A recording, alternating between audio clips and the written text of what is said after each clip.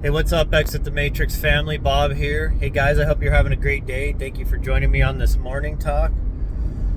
So, guys, this will be part 4 of the Secret Society talks. I don't know how many more we'll do. I guess it depends on how much ground we cover today. First video we went over like recruiting, at least how they recruit the young people, right? Through families that are already involved in it with the MK Ultra, and then of course the frats and sororities, how they use those as recruiting grounds too for the higher level of fraternity orders that are tied into the secret societies, like similar like Skull and Bones and stuff.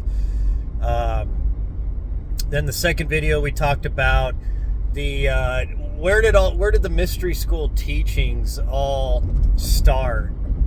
That these teachings that get passed down through the secret societies.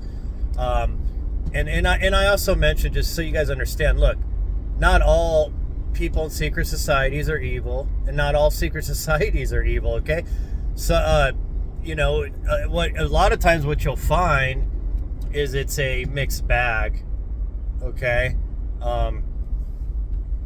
Typically, you've got within even the ranks, you have divisions and stuff, and it's typically at the higher levels, like the Masons and stuff like that. Like your lower level Masons, they're for the most part just part of the charity head of the group, the front for the public. It's really the higher echelons where a lot of that goes, and for those that that are Masons that would dispute that, well, I would say, they clearly, our founding fathers that were Masons talked about they were disputing each other about it, including the Illuminati in the Masonic orders, like in the 1700s. So they had a lot of Masons that were going and rendezvousing with Illuminati heads, and they were exchanging, information and plans. And I believe it was Benjamin Franklin that was actually one of them that went over to Europe and was meeting with the, Adam Weishaupt, the founder of Illuminati. So, I mean, look, man, that even within these groups, you've got factions. So I just want people to understand that. But that knowledge itself that gets passed down, some of these secrets that typically later on were known as the Hermetic teachings, it's all started in the Garden of Eden, right? With the two brothers, Enki and Enlil, that have been basically at war with each other for thousands of years over control of humanity and the minds of humanity. And it was that that character strolling through the garden that the Bible would call Yahweh, and that serpent that's called, if you actually look at the Hebrew name, is the Nakash, and the Nakash means like a serpent or a shining one. There's different connotations to the Nakash, what it means. So this was not a snake, okay?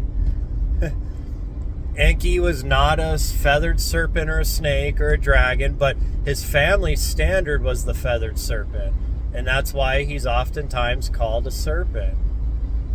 Okay, I just want you guys to get this, because look, I know the whole reptilian thing and all that gets out of control sometimes. I think a lot of that mix-up comes from this ancient teaching that people get, they understood that there was this being that was called the serpent, and he was bestowing hidden knowledge onto humanity.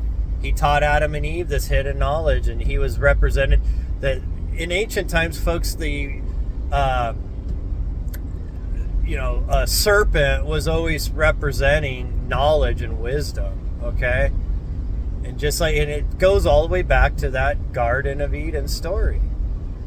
Now, those teachings of that were passed down through Enki and through his son, Ningazida. I talked about the vase. That was a representation of the earliest version of the Caduceus, which later on was The caduceus was Thoth's staff, and later on it was called the staff of Hermes. And to this day, our medical field still uses that as a representation of the medical field, right? And I broke down the meanings of the caduceus and all that. So that right there, from the very beginning of mankind, this symbol, this highly symbolized, encoded caduceus symbol was passed down through the ages, encoded with all these mystery school teachings and understandings just in that simple symbol. So if you guys haven't seen any of these past, or listened to any of these past videos, I should say, these aren't really videos to watch, folks. These are more or less like, think of them just like personal podcasts, or just something to listen to. This isn't some you're watching. Obviously, look, I'm just sitting here driving in my car, right? It's mostly dark because I drive early in the morning to work, and so it's not really viewing pleasure, right? But it's the talks that matter, folks, and I'd love to hear your guys' thoughts on all this. So we've been talking about all these different things, and really and then the last video we talked about what are two of the biggest secrets, right? Well, and I explained that the two biggest secrets was that humans are immortal spirits, that we are able to incarnate in vessels, in bodies, and animate them. That, however, we don't come from this world. We come from a higher dimension. And that it was well known in the ancient times that spirit, conscious energy, was what animated bodies, all the way back to the Atrahasis.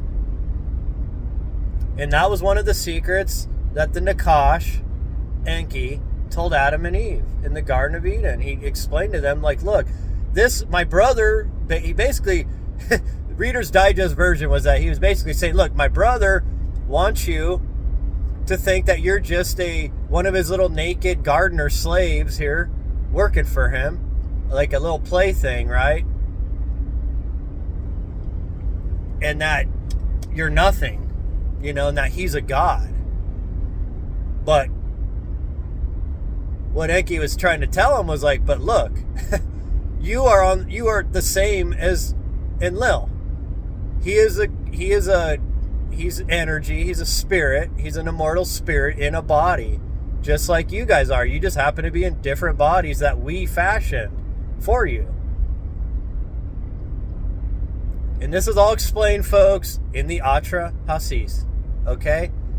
And I know people say, oh, but those are just stories too, like the Bible. Well, yeah, but you got to understand, all of your Abrahamic faiths are based off of these stories from the cuneiform. That's the original versions of the flood myth, and look, I get it, folks, the flood myth is around the whole world. I get it. I'm talking about actually written down, documented, okay? Not, oral tradition. That's, a lot of the indigenous tribes around the world, all around the world, okay, have the flood myth in their oral traditions, okay? So yes, it was obviously a worldwide event. It was not a event just in Mesopotamia like a lot of your, your archaeologists or your, academics would claim, right? Well, it was just a local flood that happened. Well, yeah, duh. The Euphrates and Tigris, they're always flooding. It's just like the Nile, okay? So that wasn't some big thing to ancient people, folks. They were used to seasonal flooding and stuff. I mean, look at the Mississippi in America. Sometimes it breaks its banks. I mean, this is normal. This is all actually, floods happen on purpose, folks. The earth understands how to renew itself. That's how it passes silt and nutrients from the riverbeds onto the ground, into the dirt. That's why your river, along riverbanks, the soil's so fertile. So that's on purpose, folks. I mean, but it affects humans. Because why? Because they build next to rivers, right? So then their houses get flooded and their fields get flooded. I mean, But it can go many years without a flood, and then you can have a flood come out of nowhere and wipe everything out, and then you got to rebuild. This is common knowledge that's been happening for thousands and thousands of years. However, this great flood myth was a worldwide event. Okay? Now, what was it? I happen to think maybe it was a comet hit the North Pole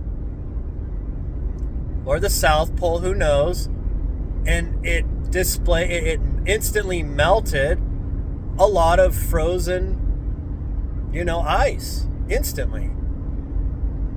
Or it could have been a massive one that hit like maybe in the Pacific, right? That's why there's like no landmass at all, that huge part of the Pacific Ocean. It could have hit like there or something and caused massive tsunamis around the world. Who knows? Or it could have been, some kind of internal thing happening in the earth that caused the waters from under the ground to fizzer up, right? They say there's more water under the ground than on the surface, folks, including the oceans. So, but who knows? Whatever it was, we could speculate forever about what the Younger Dryas and, all these ancient events were, cataclysmic, events. But the point being is that the cuneiform is the original written source of these stories and of the creation of man.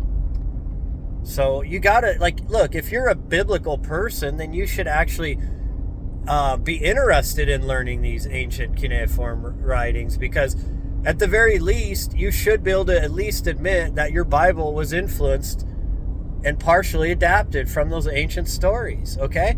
Damn, there's the same Noah story. He goes by different names. Utnapishtim, Ziusudra, Atrahasis, in fact, is a name for him. Noah was a later on version of the same character, folks. Give me a break, dude. But Christians think the Bible was written it's older than the oldest book on earth. No, it's not. In fact, the Genesis, the original, the only form of Genesis ever found in completion is only around 500 BC. And you're talking about cuneiform tablets 2100 BC, okay? That's over 1,500 years old, folks. 1,600 years old. Yet you're claiming the Bible's the original source and it's the truth. It's such a clown show. I'll have Christians just literally you're lying. The Bible's the oldest book. It was passed down by, Noah brought it on the ark with him through the flood, and then Moses took it out of Egypt with him. All this BS, dude. Give me a break. But hey, man, if that's what you believe, bro, you go ahead and believe that. It doesn't hold any water, reality, if you actually look at the evidence, but whatever. Anyways, folks. So that was one of the biggest secrets that they tried to encode. And why was it encoded in the Caduceus, you would ask? Well, obviously because Enki understood his brother Enlil was going to try to hide this information from these newly created humans. He understood this. That's why he had his son Ningazida encode all this knowledge in this, what we call the Caduceus. You have the secrets of the DNA encoded in it, of the chakra systems encoded in it, of the spirit with the wings, of the spine, that, the energy moves up the spine. I know this is demonic, but the Kundalini energy, right? Well, the Kundalini energy is just that energy moving up the spine from the ground, from the root chakra up all the way to the crown chakra, which is represented by the wings, the spirit. Okay, folks? Nothing crazy about this. Look, this is ancient knowledge that's been known for a long time. The Vedic text taught about this, obviously, right? The Buddhists, the Zoroastrians, all the ancient,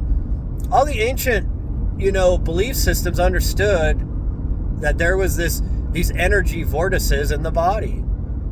Okay, and they understood that at spiritual heightenment, that energy would move up the spine, and they would they pictured it as two snakes coiling up the spine. But at the same time, it also represented the DNA, as above, so below, folks. Okay? This was all encoded in there. Why? Well, because they knew Enlil was going to try to hide all this information from humanity. Why? Well, because he was a tyrant. Obviously, have you not read the Old Testament? Enlil is Yahweh, folks, okay?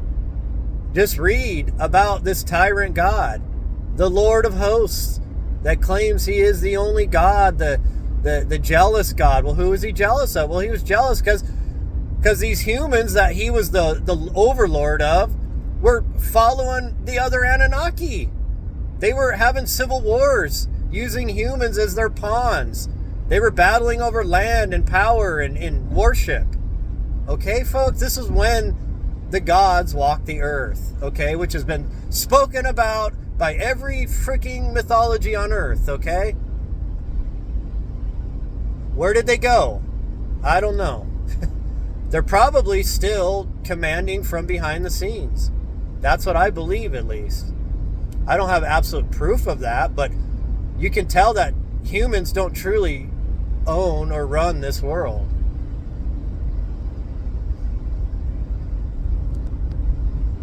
So really, you guys, this video, I really want to just kind of hammer these points like through, okay? Because it's real important. I mean, now these mystery schools that have hidden this information from humanity, folks, you got to understand, the reason they did this was because most of the people on the earth for the last 6,000 years are mostly illiterate. Most of your basic citizens are illiterate. And look, I'm not talking about within the last 100 years. I'm just talking like in general. This is known even during the Middle Ages. Only the church had Bibles. They didn't allow most people to have even own Bibles because most people couldn't even read anyways. So they had to go to church to be taught the theater, the God play to know what to believe. And we are in a fantastic time, folks. If you think about it, we have access to all these ancient writings now. We can decode the past. We don't need Pastor Dan telling us what to think about God. We don't need the government telling us what to think about God. Because you guys understand that, right? Like in the Middle Ages, it was not a good time. The church and state were one. It was pure tyranny under religion. It was the cross and the sword. If you don't bow down to the cross, you get the sword. Get it? That's what it was. And for those of you that romanticize about how Christianity is a religion of peace spreading all over the world, just like the Muslims claim, right? No, both of the cross and the crescent moon were used to massacre people around the world, to conquer and invade and force conversion and force obedience. And if you didn't, well, they'd take your wife and your daughters and make your sons slaves, and they would end you. So let's drop all the BS about how great religion is, and it's a peaceful, oh yeah, Lord Jesus is coming back to save us. Folks, they used Jesus for thousands of years as a means to get rid of a lot of human beings off the earth, to conquer lands, to steal lands, to wipe out other cultures. And guess what? Who was behind all this? Well, it was under the standard of the bird of prey, typically the eagle or the griffin or the falcon or the God, I always forget the phoenix. Okay? The Enlil's clan is always represented by a bird of prey. And if you look, the bird of prey nations were conquering the serpent nation, the feathered serpent nations of the Americas. Why was that? Well, I've told you guys before, because the Enki's family, they fled after the war, after Thoth was overthrown by his brother Marduk, Ra, in Egypt. Thoth headed off to the Americas, and a lot of people believe that Enki went with him too, his father. And they started teaching these indigenous people in the Americas, in South and Latin America, and even North America, how to build civilization. All the secrets, right? The mystery school teachings. They started teaching them this stuff. But then when the Europeans showed up with the sword and the cross into the Americas, they wiped them out. Okay? The eagle conquered the serpent. If you look at Mexico's flag, that's why it shows the serpent in the grip, the talons of the eagle. Why? Because Enlil conquered Enki in this part of the world.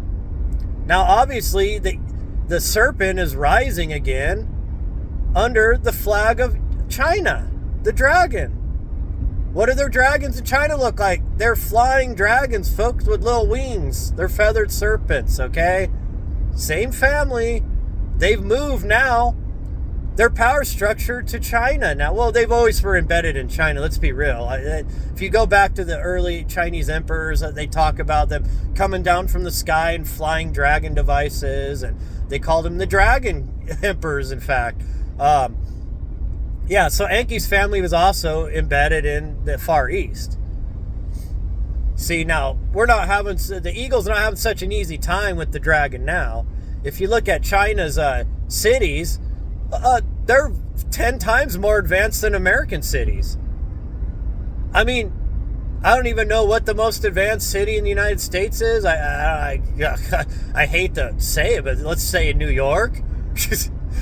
I mean, not even maybe the top 30 cities in China are 10 times more advanced than New York is.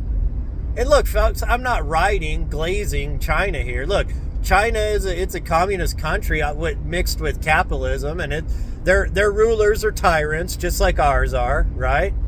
Just like the European Union's, leaders are tyrants. But what you find is what with China? The rise of technology. And I'm telling you guys, why are they more advanced than us? Well, I mean, the feathered serpent, that family's always brought technology and teachings and wisdom, right? I mean, obviously, wisdom leads to better technologies and stuff, and that you get a lot of your Eastern philosophy from there, like Buddhism and Taoism and all that. And a lot of that stuff deals with what? The spirit. Now, folks, I'm not saying that if we were ruled by Enki's family that we'd be better off than we are under Enlil's family. But because, that we don't really know how good or bad either of these families truly are. I think it's more or less you have factions within even the families. I mean, like Nanar Sin was one of the sons of Enlil. And Sin, right? You guys know what Sin means in Babylonian. That's the moon.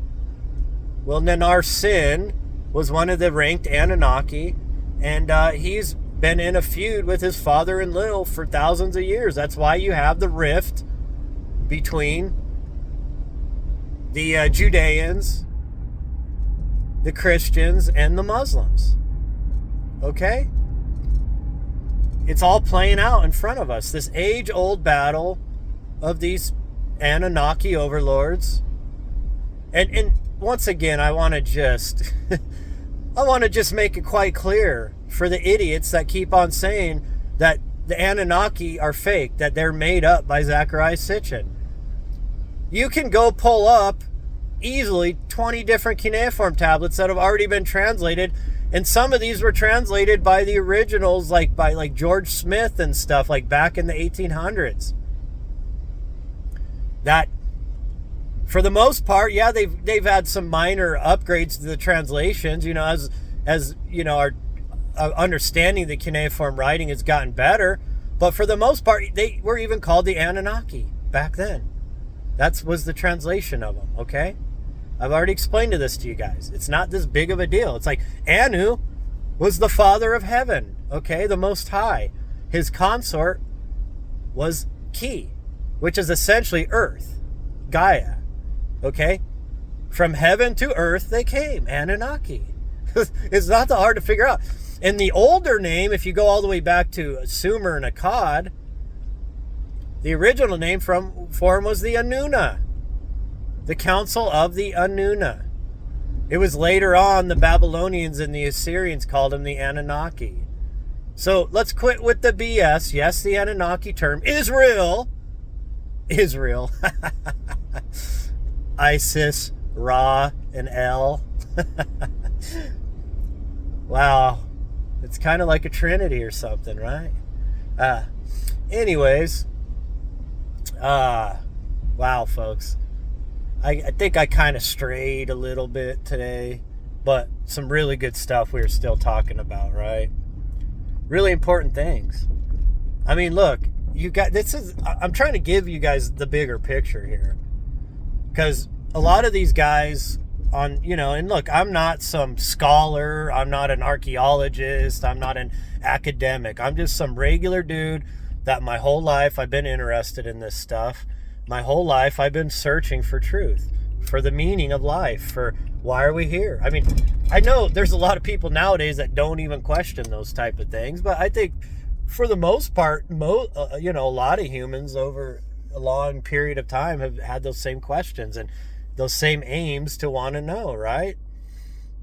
And I'm just a guy that's been researching a wide variety of stuff for years on everything, biblical, aliens, prophecies, channelings, near-death experiences, just on and on and on. Ancient writings, ancient, mythologies, history. And I just see patterns. And I try to explain those patterns to people. Am I claiming that my theories are 100% accurate? No. Obviously, it's up to interpretation, right? Nobody on earth truly knows the truth, at least human-wise, because we've been lied to so much, because our history's been jacked up, our religions are lies, our money systems is a fake, usury, debt-based systems, our governments are run by criminals and psychopaths, our education systems taught to indoctrinate, not to teach people how to think and teach truth. We have bullshit theories like evolution that's being blown out the water, as we gain more understanding of genetics and the quantum field. But yet, school's still teaching your kids that bullshit, It's like a lot of these people that will laugh about, some of these people want, the Bible to be taught in school, which is a clown show too, But the people that laugh at that typically are the leftists, atheists, which at the same time they're believing a freaking fairy tale, a freaking bullshit evolution theory, Darwinism, right? Outdated ass theory that they still fall for. I mean they believe in all the climate cult BS and all this. It's just all we have, folks, in this world is it's just a bunch of bullshit. I hate to say that. It's I come to the realization sometimes that everything in this world's fake and bullshit. It just, it's aggravating. But when you hear me teaching you guys about all these things, do you start to see why I feel that way? I mean, look, I can give proof, because they know how they can date things, right? They can date these cuneiform tablets. They can date papyrus writings and scrolls and written on sheepskin and stuff, and they all this stuff can be dated.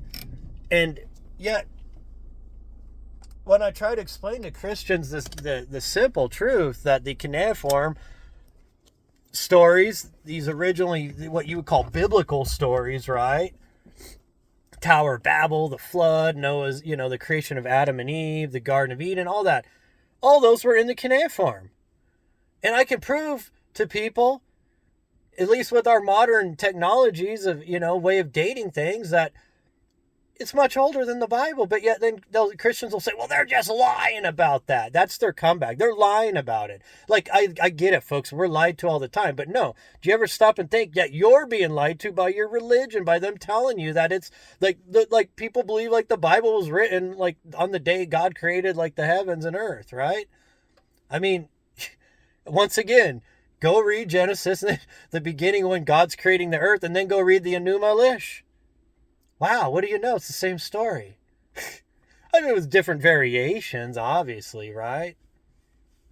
But there's a lot of encoded stuff in there, like the monster, right? That Enki defeats later on. They changed Enki out, the Babylonians, with Marduk, his son. Tiamat, right? Well, think about that. Tiamat, folks. That's an encoded teaching right there. It's an allegory. Time and matter. Okay? It's talking about a time when the Anunnaki came and created this realm. Or at least that's what they're claiming, that they defeated time and matter. They took this world from Tiamat and they refashioned this world. Okay? Same story in the Bible, except it's, this Yahweh character basically doing the same thing. I mean, it talks about in the Enuma Elish, separating the waters and all that stuff. Same stuff. And that the world, that it was a void. And then they created the form, right? And actually, if you read the Genesis version, it says that the world became void. So that means that the earth has been destroyed many times and had to be terraformed, is essentially what I got out of that when you read that in Genesis. It's obvious that the earth had to be terraformed, that there was some kind of catastrophe. And then if you go read the Enuma Elish, you understand why was that. Well, because this planetoid, or this heavenly body, I guess we'll call it, represented by Enki or Marduk, hit the earth and smashed the earth up. And the earth had to reform itself. It talks about this Tiamat, and her insides were all ripped open and stuff. Tiamat was the earth in an ancient time, folks, when earth was much bigger than it is now. It was hit. It was massive cataclysm on the earth. And then it had to be re-terraformed and reformed. And that's what left what we call the hammered brace, or what we call the asteroid belt. They called the hammered bracelet in the sky. The asteroid belt, right? That's at least according to the Enuma Elish, folks. Wow, that's pretty advanced for some ancient people that were goat herders and that were, hunter-gatherers, like academia will tell us, which is, we know they're full of shit. I mean, look at Göbekli Tepe. Yeah, hunters and gatherers built those massive folks, do you even understand Göbekli Tepe? Isn't even 10%. It's barely 10% uncovered. And now they're finding these like Karahan Tepe. They're finding these sites all over Turkey. I mean, all over. What they thought were all hills and stuff were these massive sites. And they don't even want to uncover Göbekli Tepe. Just one little part of it. Why? Because it destroys their bullshit lies. They're pushing it back to 13,000 years old, folks. You still have Christians believing the young earth theories. Was it 7,000, 6,000 years old, 7,000 years old? Wow. Man, what religion does to people. It's unbelievable. Wow. I mean, imagine the Anunnaki set up these religions to control humanity. Enlil had these religions set up so that he could hide the true mystery school teachings from humanity. He could give people a little bit of truth, but move them away from the truth just enough to keep total domination and control over humanity. And Enki's family fled with this teachings, and they tried to encode it throughout the world, and all these cultures they were teaching all the how to build, how to astronomy, math, like engineering, all these things. And then they were teaching them to encode these symbols, these ancient teachings, into their structures so that it could be preserved. While Enlil's was dominating the earth for the most part, his family, and subjugating most of the earth. Something to think about, folks. Have you ever thought perhaps religion was actually designed to keep you from the truth? I mean, if you think about it, the Tower of Babel, all of humanity came together as one to fight against this tyrant Old Testament God. And he destroyed the tower, and he spread the people around the world so that they could no longer work together against him. Does that sound like a loving God that, like, why would people want to overthrow this God? You ever thought about that, like, critically, actually? Well, it's quite obvious in the cuneiform. It's because the humans were rebelling against the tide, just like the Igigi before the humans. You know, the Anunnaki working class were rebelling against their overlords, the royal Anunnaki class. Just like, you know, modern day, right? With the rich and elite, right? And all the rest of us. And they all banded together to overthrow these tyrants. Why? Well, because they had ships. And they figured if they built this tower and could reach their ship, they could take them out and end their rule over the earth. That's the story in the cuneiform about the Tower of Babel. But yet you've all been taught that, oh, God's a good guy. Those bad humans, we were pieces of shit. He had to wipe us out, change our languages, spread us out. We were trying to overthrow the Lord Yahweh. How dare us do that? I mean, I can't believe people like fall for this BS, dude. Have you ever thought maybe your whole religion was designed to keep you ignorant? And by you spouting that kind of stuff just shows that, yes, you have fallen for the trap. I don't know, folks. At the very least, I mean, you're a Christian, cool, great. Yeshua, our brother, Son of Man, Son of God, obviously, we all are. Mystic, master, teacher, who could heal and do miracles. Great guy.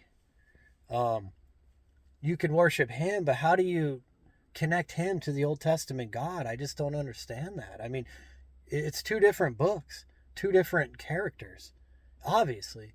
And then now Christians will be like, well, that was Jesus walking the earth. So Jesus went from being the ever loving, like total embodiment of love, you know, loving others and being a good person, to being a jealous tyrant, war conquering God. I mean, I just, whatever, man. Well, they're trying to kill off the Nephilim. Interesting stuff, folks. Interesting stuff. So, anyways, guys, hey, I'm going to go. I guess we didn't have a particular theme today, but boy, we still covered some interesting stuff. We connected some dots. I hope I brought a little more backstory to all that. And if I hurt your feelings, I'm sorry. We'll probably do it again, though, just to be honest. I tend to hurt feelings of the right and the left, of religious and non-religious people. It just, I mean, I just speak bluntly, folks. Look, you take it or leave it, man. Okay? You don't have to agree with everything I say or I believe or I teach, you know, or I theorize. But, you know, I think those of you that have been with me for a long time, I think you guys start seeing some of the truth of what I've been talking about. And why? Because some of you are actually doing what I tell you, and you actually go do your own research. You went and read the Atrahasis. And just like any ancient writing, folks, don't read it once. You got to read through it a few times. Take your time, like really digest the words that it's talking about. And you'll start seeing a lot of what I've been talking about here. Okay? And then cross-reference it to the Genesis. I'm telling you, man. The Enuma Elish, to the beginning of Genesis. To the creation of man, of Adam and Eve. Atrahasis, the flood, the Atrahasis, an Epic of Gilgamesh. Then you got there's so many, the Lord of Arata. I mean, there's so many, Inanna's descent into the underworld. There's literally the Easter resurrection story. I mean, it just, you know, it's astrotheology. I mean, all these things are woven into these ancient stories, but, you know, there's a lot of truth and a lot of interesting stuff in them. But hey, man, if you've been told it's demonic, don't touch it, then you're not going to look into it. And why would somebody tell you that? Because they don't want you, you know, accessing the knowledge. Just like that God in the Garden of Eden that didn't want his brother to be telling Adam and Eve that, look, you guys are immortal spirits, man. You're the same as him. Okay? He don't want you to know that because he's an Anunnaki. He's just conscious energy in a body, just like you are. His body just happens to be more advanced and bigger and stronger, lives longer than you, and probably has more direct access to spiritual abilities and stuff, because the human body was designed to limit spirit, not to expand spirit. or allow spirit full range of ability. It was designed to limit spirit. And once you understand that, the whole story starts flipping upside down. Now you really start questioning everything. And I might have just ruined your whole outlook on life once you start to see that, once you start to envision that, right? So, anyways, guys, hey, I love you guys. I appreciate you guys. If you're interested in a one-on-one Zoom, check out the description and for details on that. And we'll pick it up again tomorrow, guys. You guys have a great day.